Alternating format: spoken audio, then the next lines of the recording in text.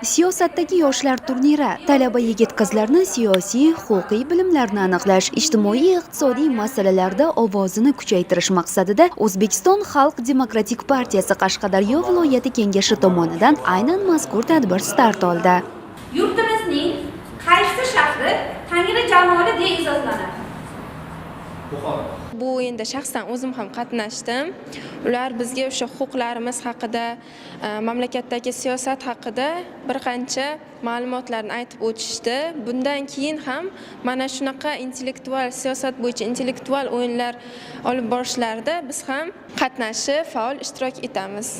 Yoshlarning liderlik va jamoatchilik boshqaruvi sohalaridagi bilimlarini yanada oshirish uchun oliy ta'lim muassasasi talabalari va yosh siyosatchilar tomonidan 3 ta shartdan iborat 5 ta jamoalar bilimlari sinovdan o'tkazildi. Tezkor savol-javob, fikrlash va mantiqiy tahlil hamda munozara, debat shartlarida jamoalar faol ishtirok etib, o'z takliflari, tashabbuslarini ilgari surishdi, kreativ g'oyalarni hayotga tatbiq etishda fikr-mulohazalarini bayon qildilar. Mana shunday turnirlarimizni tashkil etishimizdan eng asosiy maqsad bu ular bilan demak hamkorlikda ishlarni yo'lga qo'yish, hamkorlikda amaliy loyihalarni amalga oshirish, ularni siyosiy, huquqiy bilimlarini yanada oshirish, shuning bilan birgalikda o'sha partiyamizda tashkil etilgan volontyorlik guruhlariga yoshlarimizni keng jalb qilishdan iborat.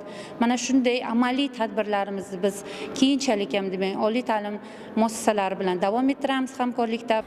Tadbirda iqtidorli va siyosatga qiziquvchi ertamiz egalari aniqlanib, ijtimoiy, iqtisodiy muammolarning hal etilishiga kelajak egalarining takliflari olindi va g'olib jamoalar O'zbekiston Xalq Demokratik partiyasi viloyat kengashining diplom va esdalik sovg'alari bilan taqdirlandi. Eng so'ngida faol yigit-qizlar partiyaga qabul qilinib, a'zolik guvohnomalari ularga topshirildi.